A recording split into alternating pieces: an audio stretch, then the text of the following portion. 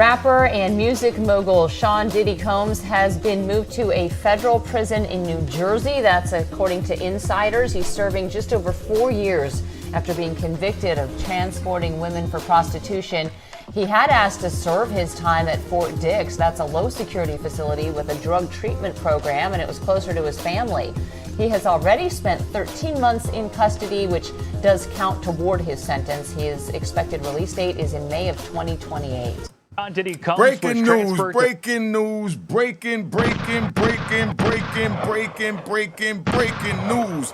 Check it out. Sean Diddy Combs has been transferred to Fort Dix where he requested. I'm going to break it down. I'm going to explain to you how this whole thing is going to play out so you understand how this is. What he's going to go through from the bus ride to intake to R&D to being pressed, everything. All right?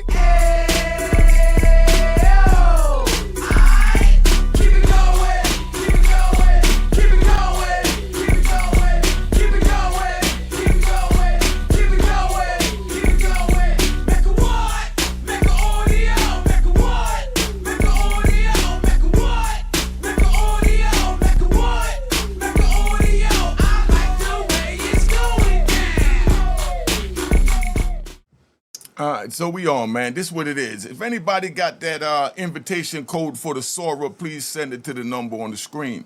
All right, now let's get on to this. Diddy is going to intake, so he's being moved from MDC Brooklyn right now, and he's in Fort Dix as of 4:30 on Thursday. Today is Friday. Sit back. This is what it looks like in intake. We're going to play this out for you so you understand. Then I'm going to break it down about the different scenarios and things that he may have to go through. Today, Chaz White and 15 other inmates are making the hour-long journey to Ross Correctional. Now, this is him going to Ross Correction, right? But this is how it is when you got to go on that bus and you're riding up the road, right? You're riding up the turnpike, and this is how you're looking out the window, and you know that this is going to be your life, you know, for whatever time they want you there. When you go into this gate and you come off this bus, right? Now, as Diddy's coming off this bus, he's going to sit there. His heart is going to be pounding. He don't know what to expect. The police and guards, they're going to be all in his face. They're going to be letting him know this is our joint. We don't care how much money you got. I don't care what you do. We want you to understand that we run this. If you don't know that we run this, we're going to have to show you and make you a believer that we run this. So now he comes off the bus, right? Now, as he comes off the bus, he's looking around. The police ask him his name. He give him his name and his new inmate ID number. He sits in the holding pen. Now he's in a holding pen with other people. The police calls him out. When he called him out, he give him a strip search, right? The strip search. Now, that's the most degrading thing that they could do is that strip search, right? Because that strip search, they make you, you know, pick your lips up, make sure you ain't got nothing in your mouth, stick your tongue out, you know what I mean? You pick your arms up, you turn around, and then they tell you to bend over and spread your cheeks.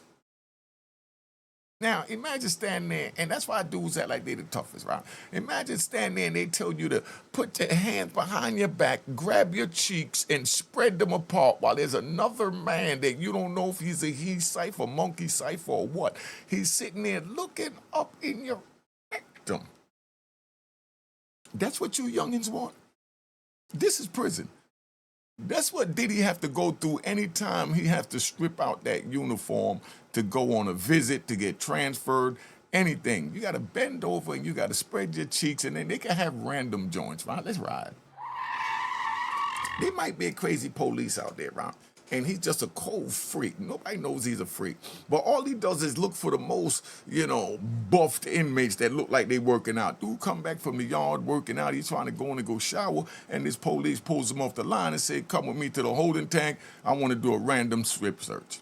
Now, he takes him in there, dude all sweating, and he bend over and he pulling his cheeks apart while this man is looking, and he's going, you know, and dude look back like, huh? And he's sitting there smiling. And you're like, whoa, and there's nothing you could do, because if you take off on him, you're getting a new shot, you're running your time up. So this is what we all had to go through, yes, including me, Unique Mecca Audio. Keeping it 100 for 26 years. So if that's what you want to go through. Now they sit there and they looking and see, right? Cause we riding, right? I know dudes, right? It was mainly white dudes. They used to take hacksaw blades and they wrap it up in toilet paper, and then they put it in the glove of a finger, like you know those white gloves that you serve the food with when you go to a smorgasbord in the restaurant. You take that and they put the hacksaw blade wrapped up in the toilet paper and they push it up in their rectum. And then they walk around and they go get on the buses, go through the R&D, get on the plane, they do all of that. Now, when they do all that, they got this hacksaw blade in them, and sometimes they put a handcuff key. Like, they might make some handcuff keys or get a handcuff key, and they'll wrap it up and they'll boof it. That's what they call it, boofing it, right? So they boof the handcuff key, and when they boof the handcuff key, they move it around, they get somewhere, and then that's how they take their cuffs off, and some dudes know how to take the cuffs off with nothing. I don't know how they do it, you know what I mean? But I think they be having a little paper clip or something. But whatever, they know how to take their thing off, but that's for boofing. So with the hacksaw blade, everybody's wondering, what they gonna do with a hacksaw blade? Well, what they gonna do with a hacksaw blade is when they get somewhere, they're gonna sit there and take their time, because they're gonna have plenty of time in that cell to try and cut the bars to try and get out. That's what they do. I met a few dudes while I was in ADX that was escape artists. And when they telling me about this hacksaw blade trick, I'm like, man, they ain't never found it. And then after a while, then they wound up getting what they call, the X-ray chair. So they got a chair in the prison now. It started off in Oklahoma, right? They got a chair in the prison where you sit on this chair and a metal detector, and it detects if you have metal in your body. You know? So that's how they started finding the hacksaw blades and the keys to cover that. They figured out how to do everything. So it ain't no ratting and no telling for you rat bastards in flip-flop wearing in public trolls that just look for something to talk about, right? Matter of fact, take some more gunshots. You know, take some more gunshots. You know what I mean? I can't stand them. But check it out, right? So this is what it is, right? So this is intake. This is what Didddy had to go through. You want to know what Didddy had to go through? Well, this is it right here in real life details. Now, see? Now, he put his arms up, he picked his nutsack. You know, they didn't want to show him bending over, spreading the cheeks. Now he's walking into the day room. Now, this is the laundry room. Now, this is the laundry room, right? And let me explain something to you about the laundry room, right? The laundry room is a type of place where everybody, where they know everybody's business. You know what I mean? They know everybody's business, right? We're going to take it back to the intake part, because we're going to wind up to the laundry. The laundry people, they get a list just like that clipboard he had, right? And they got everybody's name, and they got the last three numbers where they're coming from. And from them last three numbers where they're coming from, they know when you get to the laundry room, they tell everybody, like the shot callers, you know, from that car. See, now he's heading to the laundry room, right? So this the laundry room. So when he comes in, the inmates in the orange that's there, those are the ones that already working there. So they already have the list. See, he got his hands in his pocket looking all innocent. So now, if it's somebody that's hot, they already sent their name and their number out to let them know, yo, this is who's coming from your car. So you might get a list of 5, 10 people that's coming from your last three numbers, which is like your area code. So now, you're responsible for them. If they come on the compound and they are rat bastards, you know, now, if you allow them to stay, then your car look like you're all a bunch of rat bastards, you know? And then you become prey on the compound. But now Diddy's coming in. Now, when Didddy come in, they already know he's coming, so everybody's all excited, it's quiet, and everybody's looking out their window. They trying to see what it look like right now, right?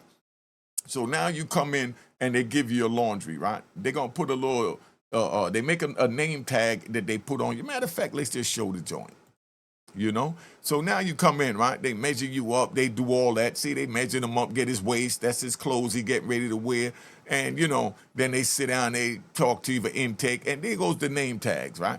So that's the name tag. So he's going to have his joint that's going to say Combs. And then whatever number and the last three numbers is going to be 054. Because 054 stands for New York City. So do you understand that? All right. Now, so that's how they put it on. They iron them on the clothes, and, you know, there you go. They iron them on, and that's how everybody get to do it. Now you get a jacket. Your jacket even got that on it, because when it gets cold, you get an ID card. So that's the ID, and this is him now heading to the dormitory. Now, when you're heading to the dormitory and you're walking, every inmate is looking out the window. If they're in the yard, they watching on the fence. They want to see who's who. If they're in the yard, they're going, yo, where you from, homie? You know what I mean? Yo, they might say, yo, anybody from Kentucky? You know, anybody from the South? You know, all right, well, we over here. What unit you going to? Oh, you going to such and such unit? All right, well, you go in there and you ask for such and such. And they go in there and there's a unit representative for every car in the unit. So when he come in, it's his responsibility to find him a bed to sleep in. It's not the police responsibility. You know what I mean? The police gonna assign you to a cell, but now your homies will find a cell or a bed. You know, because he going to like a dormitory. Nah, matter of fact, it might be like that. If it's a dormitory setting, you know what I mean? They'll say like, nah, move over here by me, and it's gonna be people they know, and everybody gonna be all on him, trying to, you know, think when he get out, he gonna do something and all that. Because let me speak on something, right? I feel like riding. Did anybody see the whole Diddy proceeding, how the brother Chalucci, you know, Chalucci Finney, I think his last name is, but that's my man. I grew up with him, right? Now, Chalucci Finney, the way he held Diddy down in trial for that whole proceeding, I've never seen, and I'm gonna say it, I've never seen another man hold another man down like that while he's going to trial. If you did, you put it in the comments. I've never seen it. All right, just so you understand. But the way he held them down, that's how, you know, the females hold dudes down, because the females have a deeper degree of love and loyalty than men do, because we still have that selfish, competitive bone in us. So even though our man gone, we you know, we don't want him to be gone, you know, but it's like, now it's more money for me, you know, but if he need anything, I got him. You know, but the females, they're going to take the phone calls every day, all day, throughout the day. They're going to go visit them. They're going to write them letters. They're going to send them postcards. The homies ain't doing none of that.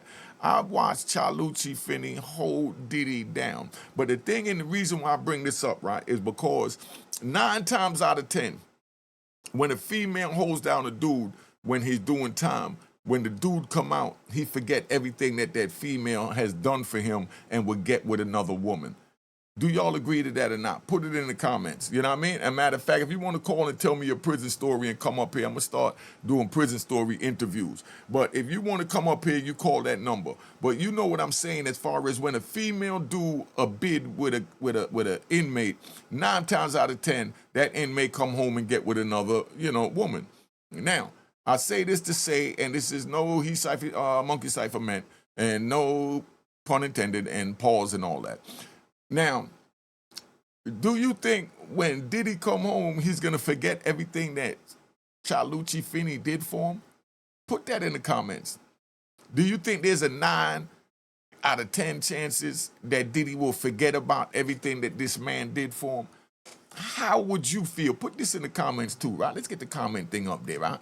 Put this in the comments. How would you feel, right? How would you feel if Diddy came home and, you know, and just shitted on dude? Don't even mess with him no more. Remember, he's the one that ran around with the free puff shirts.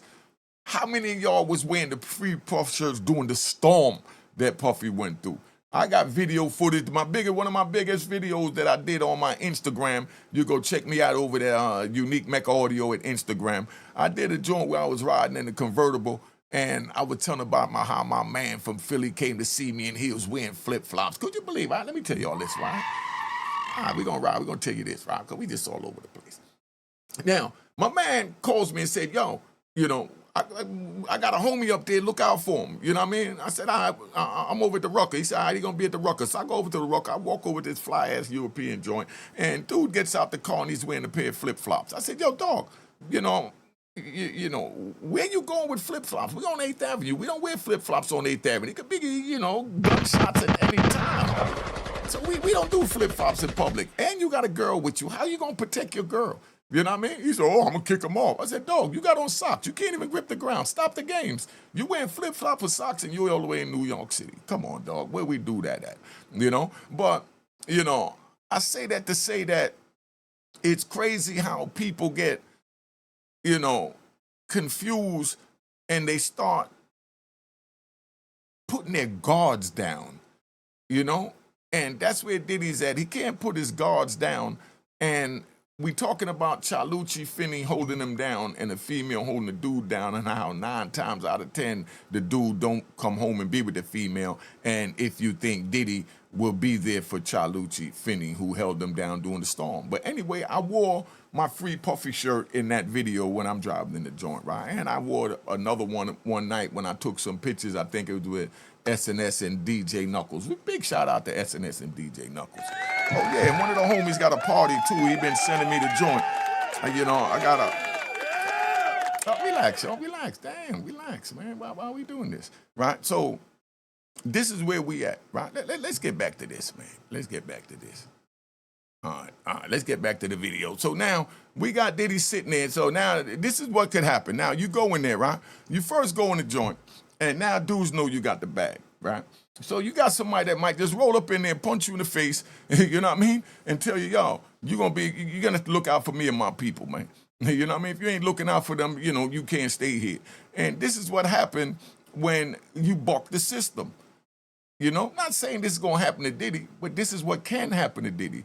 You go in there and you think everything is good, and you put your stuff down, you in your cell, and then all of a sudden, a dude roll up in the cell and he tell you, yo, and he got a knife in his hand. He tell you, yo, listen, you know, I need 5,000 sent to this address. What are you going to do? Put that in the comments. All right, what are you going to do? Make sure y'all hit that like button, man, and make sure y'all follow follow my daughter at Juanita Mecca Audio and Real Boss TTTV. But this is how it is. They punish you, and then now here come the police taking you, and you walking across the compound, right? This is how they handcuff you and all that, right? Let me tell you one about that. Hold up. I'm going to tell you when they show them. But see, now they locking them up. And this is how they lock the doors, right? We're going to get back to that. They lock everybody in order to move them. See, they moving him out the cell because he got messed up. So, you know, God forbid, let's say Diddy go there, dude, put the press move on him and go home and just bust them all in his joint because he don't want to pay, you know, the soft press dudes, you know? But that's not even soft press, because, you know, soft press is when you make him offer it, you know what I mean? And then again, that's also called self-press, you know? But then the hard press is like he did in a scenario I gave where you roll in and, you know, you just bust him in the mouth, you know what I mean? And put the knife to his throat and say, send 5,000 here, and that's what it is. Now he's getting ready to go to the shoe, but before he go to the shoe, they got to lock everybody in their cell. And that's what they just showed, right? Because they can't walk him through there with handcuffs on while the other inmates is not having handcuffs, because they will jump on you. And when they jump on you, then it's a lawsuit for them. So that's why they stopped that, right? So let's keep it moving. So now he's putting on his stuff. He get ready to leave, right? Look at all the blood there. This way bust him in the mouth. This is a little blood. Look at his face, right? So that's how he bust him in the face. Say, yo, I want that bag. You know what I mean? I want that 5,000 there by the time you get it. If you don't send that 5,000, this is what it is. Is this what y'all would like to see happen to Diddy? Y'all put it in the comments, man. You know, y'all put it in the comments. And if you don't want it to happen to Diddy, put the prayer hands. You know, put the prayer hands you don't want to happen. If you want it to happen, you give me the emoji. You know that little emoji? I like that emoji. Where he at? I like that emoji. If that's what you want to happen. Y'all put in the comments, let's keep this thing moving. So now, I'm going to tell you one, right? You see the way this dude is sitting here, right? It was a dude when I got up to Raybrook. I'm going to tell you all the prison story with this. So go to Unique Mecca Audio Prison Stories and, you know, check out more prison stories, right? But I get up to Raybrook, and when I get to Raybrook, it had doors in the side. Okay, it was a dorm here, and then it's a hallway here, and it has the washing machine, the dryer, the microwave, the ice machine in that hallway. And then it's another door over here that leads to another dormitory, right? But it's cell blocks, but they call it, I'm saying dormitory. So now they got that in there, and the east side is not supposed to go over to the west side, right? But me, I just get there, and the homies come get me from the other side, and I'm over there, and I get caught over there, and I'm trying to use the phone over there, but I was on phone restriction, right? So the call didn't go through. So then now they call me in the little counselor office, and I meet the counselor, and the counselor said, what the hell was you doing over there? You know you don't belong over there. And I said, you know, but the way he was talking to me all serious, I started laughing hysterically, like, yo, you serious? And he's like, who you laughing at? I'm talking real serious to you right now. You're not allowed to be on the other side. I can lock your black ass up. And I looked at him. I said, yo, you crazy as hell. I know you not serious. I said, if the door's open, I'm going to go on either side of this jail. If you don't want me in a door in this prison, don't open it. If I see the door open, I'm going through it. So he looked at me and said, man, I already could see they're going to be, walking you across this compound in the snow with your hands behind your back. Hey, this is what the dude is telling me, right?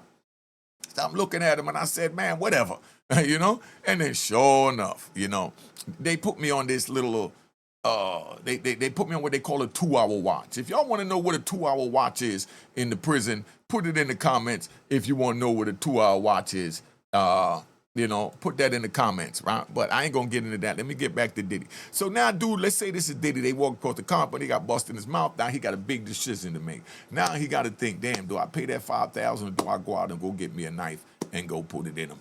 Or do I go out and hire somebody to get a knife and put it in him? See, these are the dilemmas that Diddy's gonna have.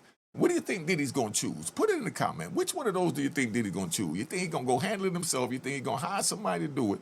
You know what I mean? And I don't remember what the other one is. You remember what the other one is. Is he going to hire? Is he going to pay somebody to do it? He going to do it. You know what I mean? Or he just going to pay the money? What do you think he gonna do? Put it in the comments. But that's how they walk you over there to the joint, man, which is real crazy because dude told me they was gonna walk me across the compound like this. And sure enough, it was snowing. It was a big snowstorm. I'm walking across the compound like this, man, the snow coming down. And they had me by my hands and they put them all the way up to my neck where my face was down between my legs. You know what I mean? And I couldn't even believe it. My face was down between my legs the whole time that I'm sitting there doing it. But he was right. That's exactly what happened. They marched me across the compound. It was in the snow. I was more embarrassed than you could ever imagine. But at the same time, I was like, man, F it. At least I'm getting up out of this joint. You know what I mean? But no, they put me back on the compound. And then now when they put me back on the compound, now they put me on the 2-hour watch. If you want to know what the 2-hour watch is, put it in the joint. But like I said, Diddy was sentenced to 50 months. He got a release date of May 8th, 27, what that's 20, I don't know what the hell it is, but you know what it is. He got a release date coming up, right? So now when it's time for him to get released, are y'all gonna forgive him or not forgive him? Where you gonna go with that? But anyway, I've been on here long enough. All right.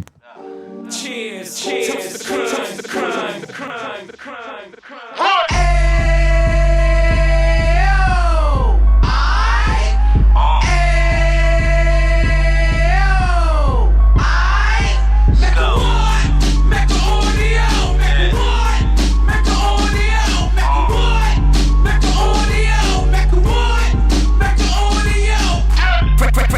Can of 26, he back on the strip, getting back in the mix. What he mentions a gift. You stand up 10 toes down, and I suggest you pay attention to this.